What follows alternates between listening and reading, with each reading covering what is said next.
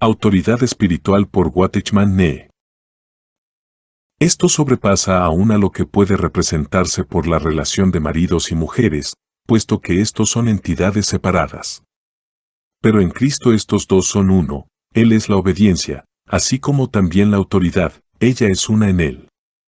Esto difiere del mundo, porque en esa esfera la autoridad y la obediencia son dos cosas separadas. No así en el caso del cuerpo y la cabeza, el movimiento de aquel requiere poco esfuerzo de ésta, el cuerpo se mueve gentilmente al más leve impulso de la cabeza. Esta es la clase de obediencia que satisface a Dios, no la sumisión que los hijos rinden a sus padres o las mujeres a sus maridos, sino la que el cuerpo rinde a su cabeza.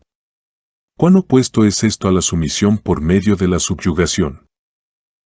Cuando hayamos aprendido más acerca de la obediencia, se nos mostrará la diferencia entre el mandamiento de Dios y su voluntad. El primero es una palabra hablada por Dios, mientras que la última es una idea concebida en la mente de Dios. El mandamiento debe ser expresado, pero la voluntad puede ser tácita. El Señor Jesús actuaba de acuerdo con la voluntad de Dios, así como con su palabra.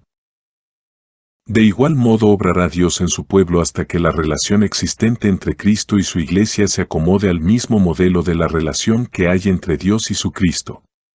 Dios tiene que seguir trabajando hasta que obedezcamos a Cristo como Cristo obedece a Dios. La primera fase de la obra de Dios es hacerse la cabeza de Cristo. La segunda fase es hacer a Cristo cabeza de la Iglesia. Dios obrará hasta que obedezcamos de inmediato su voluntad aún sin necesidad de ser disciplinados por el Espíritu Santo. La tercera fase es hacer del reino de este mundo el reino de nuestro Señor y de su Cristo. La primera fase ya ha sido cumplida, la tercera está por venir aún. Hoy estamos en la fase media. Su cumplimiento es absolutamente esencial para la introducción de la tercera fase. ¿Hemos de obedecer aquí para que Dios haga lo que quiere o desobedeceremos, obstaculizando así la obra de Dios? Dios ha estado tratando de establecer su autoridad en el universo y la clave de ello es la Iglesia. La Iglesia está en el medio, sirviendo de eje. En esto, Dios nos viste con mucha más gloria. Sobre nuestros hombros recae la responsabilidad de manifestar la autoridad. Para el cuerpo es muy natural y agradable obedecer a la cabeza. Dios dispuso que la cabeza y el cuerpo participaran de una sola vida y una sola naturaleza. Es muy natural, por tanto, que el cuerpo obedezca a la cabeza. En realidad, en tal relación la desobediencia sería algo extraño. Por ejemplo, es normal que la mano se levante a la orden de la cabeza. Si la mano no respondiera, significaría que algo anda mal. De igual modo, el espíritu de vida que Dios nos dio es uno y el mismo que el que tiene el Señor, así es la naturaleza de nuestra vida igual que la naturaleza de la suya. De este modo no hay ninguna posibilidad de discordia y desobediencia. En nuestros cuerpos físicos algunos movimientos son conscientes mientras que otros son automáticos, porque la cabeza y el cuerpo están tan unidos que la obediencia incluye tanto lo consciente como lo automático. Por ejemplo, uno puede dar conscientemente un profundo suspiro o bien puede respirar con naturalidad sin ningún esfuerzo consciente. Nuestro corazón late automáticamente, no espera ninguna orden. Esta es la obediencia de la vida. La cabeza solicita la obediencia del cuerpo sin ruido ni compulsión, sin conflicto y en perfecta armonía. Pero hay muchos hoy que solo están dispuestos a obedecer mandamientos. Esto no es conveniente, porque tras el mandamiento está la voluntad y en ella está la ley de la vida. Ahora bien, tan solo la obediencia perfecta puede considerarse como obediencia a la ley de la vida. No puede considerarse obediencia a la que sea menos que lo que un cuerpo le rinde a su cabeza. La obediencia obligada no se conforma a la regla de obediencia. El Señor nos puso en su cuerpo, en el cual hay completa unión y perfecta obediencia. Es realmente maravilloso ver que la mente del Espíritu Santo se desarrolla en los miembros, los que ni siquiera son conscientes de ser diferentes por lo indivisible de su relación y lo armonioso de su coordinación. A veces ni siquiera necesitamos pensar para coordinar las funciones de diversos miembros. En verdad es imposible describir con palabras humanas la armonía que existe entre los miembros. Pero cada uno de nosotros tenga cuidado para no ser un miembro enfermo y que produzca fricciones. Al vivir bajo la autoridad de Dios debemos ser capaces de obedecer con toda naturalidad. En resumen, la iglesia no es tan solo un lugar para la comunión de los hermanos sino también para la manifestación de la autoridad. Resistir a la autoridad de los miembros es resistir a la cabeza. Aunque a veces la autoridad del cuerpo se manifiesta directamente, con frecuencia lo hace en forma indirecta. No solo a la cabeza está sujeto el cuerpo, sus diversos miembros, además, se ayudan mutuamente y están sujetos unos a otros. La mano derecha y la izquierda no tienen comunicación directa, es la cabeza la que las mueve a ambas. La mano derecha no está en posición de dirigir a la izquierda y viceversa. Tampoco puede ordenar la mano que los ojos miren, sino que simplemente notifica a la cabeza y deja que ésta dé la orden a los ojos. Por eso es que todos los diversos miembros están igualmente cerca de la cabeza. Todo lo que hace un miembro se atribuye a la cabeza. Cuando miran mis ojos, soy yo quien mira, y así sucede también con mis pies y mis manos, soy yo quien anda y trabaja. Por lo tanto, podemos concluir que el juicio del miembro es frecuentemente el juicio de la cabeza.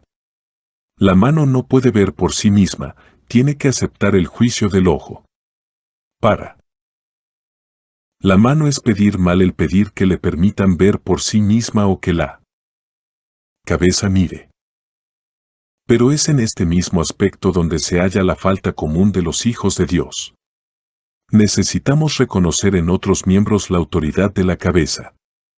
La función de cada miembro es limitada, el ojo es para ver, la mano, para trabajar, el pie, para andar.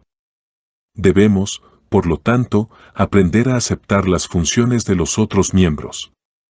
No debemos rechazar la función de ningún miembro. Si el pie rechazara a la mano, sería lo mismo que si rechazara a la cabeza. Si aceptamos la autoridad de un miembro, es lo mismo que si aceptamos la autoridad de la cabeza. Aunque la función de la mano del cuerpo físico es extraordinaria, ella tiene que aceptar la función de los pies cuando hay que caminar. La mano no puede percibir el color, así que tiene que aceptar la autoridad del ojo. La función de cada miembro constituye su autoridad. La autoridad es las riquezas de Cristo. Es imposible hacer de cada miembro un cuerpo entero. Cada uno debemos aprender a estar en condiciones de ser miembros y de aceptar las operaciones de los demás miembros. Lo que otros ven y oyen es considerado como que yo veo y oigo. Aceptar las funciones de los otros miembros es aceptar las riquezas de la cabeza. Ningún miembro puede darse el lujo de ser independiente, puesto que cada uno no es más que un miembro del cuerpo. Todo lo que hacen los demás miembros se considera como la obra de todos los miembros y por lo tanto la obra del cuerpo. El problema de hoy es que la mano insiste en ver, aun después que el ojo ha visto. Todos quieren tener todo en sí mismos, rehusando aceptar la provisión de los otros miembros. Esto crea pobreza en los miembros que actúan así, como asimismo en la iglesia. La autoridad no es más que otra manifestación de las riquezas de Cristo. Solo al aceptar las funciones de otros aceptando su autoridad recibe uno la riqueza de todo el cuerpo. Someterse a la autoridad de otros miembros es poseer sus riquezas. La insubordinación produce pobreza. Así que, si tu ojo es bueno, todo tu cuerpo estará lleno de luz, Mateo 6:22, de igual modo, si tu oído es bueno todo tu cuerpo oirá. Frecuente pero equivocadamente consideramos a la autoridad como algo que nos oprime, ofende y molesta. Dios no tiene tal concepto. Él usa la autoridad para suplir lo que nos falta. Su propósito al instituirla es concedernos sus riquezas y suplir la necesidad de los débiles. Él no permitiría que esperemos durante décadas y pasemos muchos días sombríos y difíciles antes de poder ver por nosotros mismos. Es probable que para entonces hubiéramos llevado a muchos a las tinieblas. En realidad, vendría a ser el ciego que guía al ciego. Qué tremendo daño sufriría Dios por nuestra causa. No, Él obra primero en la vida de otro, y lo hace concienzudamente, a fin de darnos a esa persona por autoridad para que aprendamos a obedecer y poseamos lo que nunca hemos poseído. La riqueza de este hombre viene a ser nuestra riqueza. Pero si hacemos caso omiso de este procedimiento divino, aunque vivamos 50 años, puede que todavía quedemos muy atrás con respecto a lo que esa persona ha logrado.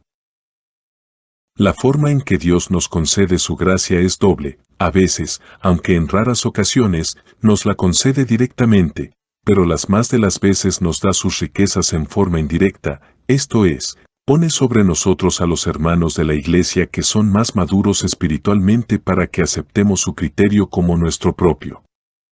Esto nos capacitará entonces para poseer las riquezas de ellos sin tener que pasar personalmente por sus dolorosas experiencias.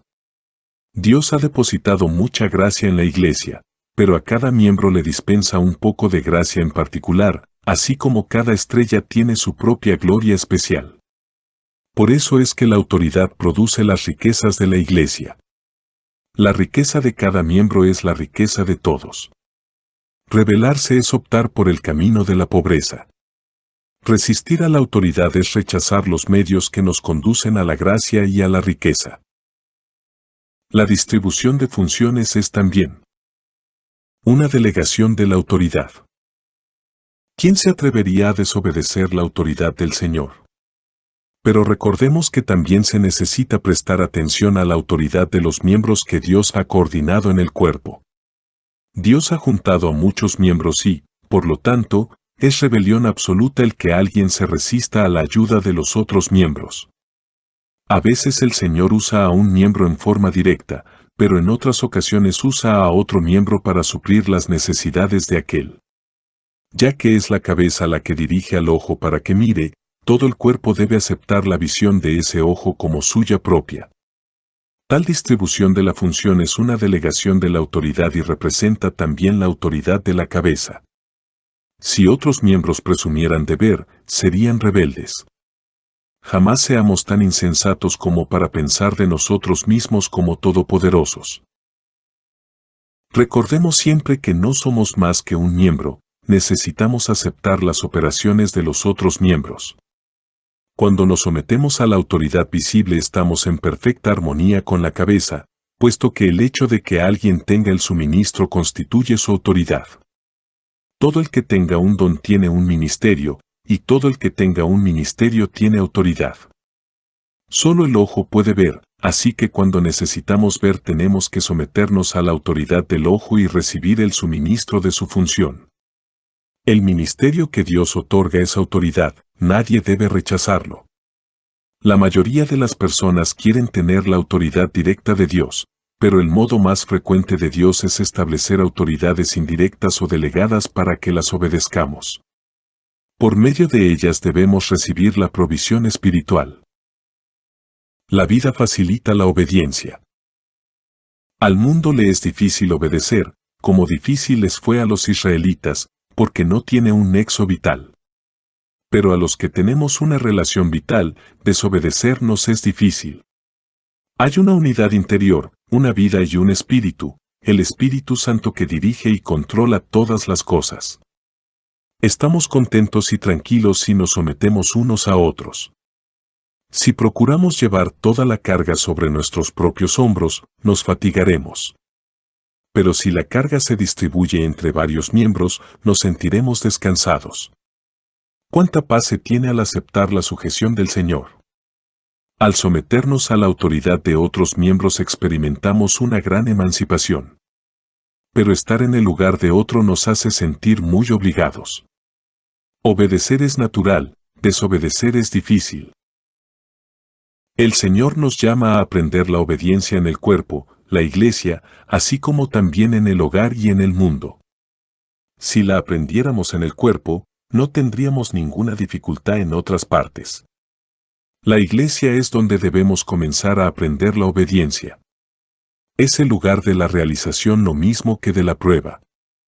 Si fracasamos aquí, fracasaremos en todas partes. Si aprendemos en la iglesia, podrán ser resueltos los problemas del reino, del mundo y del universo. En tiempos pasados, tanto la autoridad como la obediencia eran objetivas, esto es, una sumisión externa a un poder también externo. Hoy la autoridad se ha convertido en una cosa viviente, algo interno. La autoridad y la obediencia tienen un mutuo encuentro en el cuerpo de Cristo. Ambas se vuelven instantáneamente subjetivas y ambas se combinan en una. Aquí es donde está la suprema manifestación de la autoridad de Dios. La autoridad y la obediencia alcanzan su consumación en el cuerpo. Desarrollémonos aquí, de otro modo no habrá ninguna posibilidad. El lugar donde tenemos un encuentro con la autoridad está en el cuerpo. La cabeza, la fuente de la autoridad, y los miembros, cada uno con su función, ministrándose unos a otros como autoridades delegadas así como también obedeciendo a la autoridad, están todos en la iglesia. Si no reconocemos la autoridad aquí, no hay ninguna posibilidad de que lo hagamos en otro lugar. Autoridad espiritual. Por Watchman Nee. Capítulo 9. Las manifestaciones de la rebelión del hombre. ¿En qué aspectos particulares se manifiesta con mayor evidencia la rebelión del hombre? En las palabras, en los razonamientos y en los pensamientos. A menos que haya tratos prácticos en estos aspectos, hay muy pocas esperanzas de liberación de la rebelión. 1. Las palabras. Y mayormente a aquellos que, siguiendo la carne, andan en concupiscencia e inmundicia y desprecian el señorío. Atrevidos y contumaces, no temen decir mal de las potestades superiores, mientras que los ángeles, que son mayores en fuerza y en potencia, no pronuncian juicio de maldición contra ellas delante del Señor. Pero estos, hablando mal de cosas que no entienden, como animales irracionales, nacidos para presa y destrucción, perecerán en su propia perdición. 2 Pedro 2, 10-12. Nadie os engañe con palabras vanas, porque por estas cosas viene la ira de Dios sobre los hijos de desobediencia. Efesios 5, 6. No obstante, de la misma manera también estos soñadores mancillan la carne, rechazan la autoridad y blasfeman de las potestades superiores. Pero cuando el arcángel Miguel contendía con el diablo, disputando con él por el cuerpo de Moisés, no se atrevió a proferir juicio de maldición contra él, sino que dijo, el Señor te reprenda. Pero estos blasfeman de cuantas cosas no conocen, y en las que por naturaleza conocen, se corrompen como animales irracionales. Judas 8-10. Generación de víboras. ¿Cómo podéis hablar lo bueno, siendo malos? Porque de la abundancia del corazón habla la boca. Mateo 12:34. Las palabras son el escape del corazón. El hombre que es rebelde de corazón bien pronto proferirá palabras rebeldes, porque de la abundancia del corazón habla la boca. Para conocer la autoridad, debemos tener primeramente un encuentro con ella, de otro modo nunca vamos a obedecer. El meramente oír el mensaje de obediencia es totalmente ineficaz. Debemos tener un encuentro con Dios, entonces será puesto el fundamento de la autoridad de Dios en nuestra vida. Después, cada vez que digamos una palabra rebelde, no, aún antes que la pronunciemos, nos daremos cuenta de nuestro pecado y de este modo seremos refrenados en nuestro corazón. Si hablamos palabras rebeldes sin restricción alguna, y no sentimos ningún refrenamiento interior, quiere decir que, sin duda alguna, jamás hemos tenido un encuentro con la autoridad. Es mucho más fácil proferir palabras rebeldes que realizar actos rebeldes. La lengua es difícil de domar. Bien pronto la rebelión de un hombre se expresa por medio de su lengua. Puede que esté de acuerdo con una persona en su presencia, pero murmure de ella a sus espaldas. Puede que guarde silencio frente a un hombre pero luego tenga mucho que decir en alta voz. No es difícil usar la boca en rebelión. La gente de la sociedad actual es rebelde, solamente sirve de labios y se somete aparentemente. La iglesia debe ser diferente, en ella debe haber obediencia de corazón. Se sabe fácilmente si hay o no esta clase de obediencia en una persona por las palabras que salen de su boca. Dios busca la obediencia de corazón. Eva añadió descuidadamente a la palabra de Dios. Cuando Eva fue tentada, agregó las palabras, ni le tocaréis, a la palabra de Dios, Génesis 3:3. Entendamos lo grave que es esto. El que conoce la autoridad de Dios jamás se atreverá a agregar ni una sílaba. La palabra de Dios es bastante clara: de todo árbol del huerto podrás comer, mas del árbol de la ciencia del bien y del mal no comerás, Génesis 2:16-17. Dios nunca dijo, no toquéis, esto fue añadido por Eva. Todos los que alteran fácilmente la palabra de Dios, añadiendo o quitando, evidencian que no conocen la autoridad, por eso son rebeldes e ignorantes. Supongamos que uno es enviado a cierto lugar como representante y portavoz de su gobierno, sin duda uno tratará arduamente de memorizar lo que le han encomendado decir, no se atrevería a añadir ninguna de sus palabras. Pero aunque Eva veía a Dios todos los días, no reconoció la autoridad, así que descuidadamente añadió sus propias palabras. Quizás se imaginó que no tenían mucha importancia unas cuantas palabras más o menos.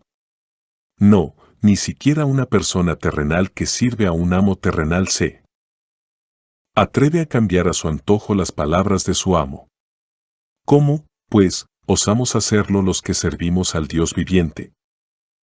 Cam divulgó la falta de su padre. Veamos lo que hizo Cam cuando vio la desnudez de su padre. Salió a contárselo a sus hermanos Sem y Jafet. El que es insubordinado en su corazón siempre espera que caiga la autoridad. Por eso Cam logró la oportunidad de revelar la falta de su padre. Al hacerlo probó plenamente que de ningún modo estaba el sujeto a la autoridad de su padre. De ordinario, se sometía aparentemente a su padre, pero esta sumisión era sin entusiasmo. Ahora, sin embargo, había descubierto la debilidad de su padre, así que aprovechó la oportunidad de contárselo a sus hermanos. Hoy día muchos hermanos, debido a la falta de amor, se gozan en criticar a la gente y se complacen grandemente en revelar las faltas de otros. Cam no tenía amor ni sumisión. Él es una manifestación de la rebelión. María y Aarón denigraron a Moisés. El capítulo 12 del libro de Números registra cómo María y Aarón hablaron contra Moisés y mezclaron los asuntos familiares con la obra.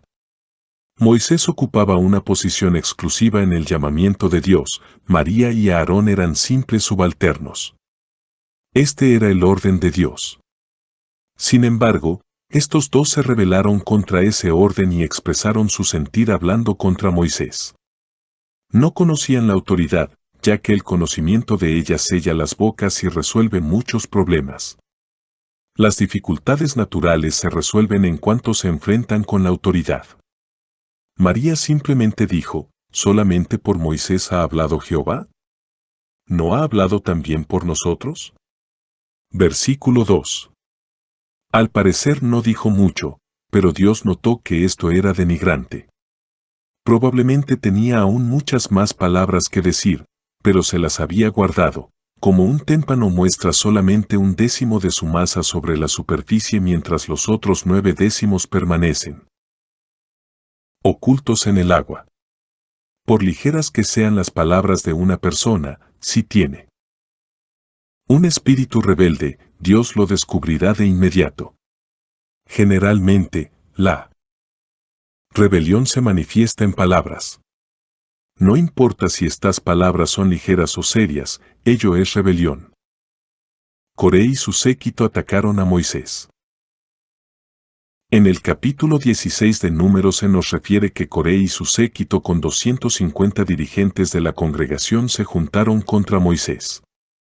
Lo atacaron con palabras. Dijeron todo lo que tenían en sus corazones.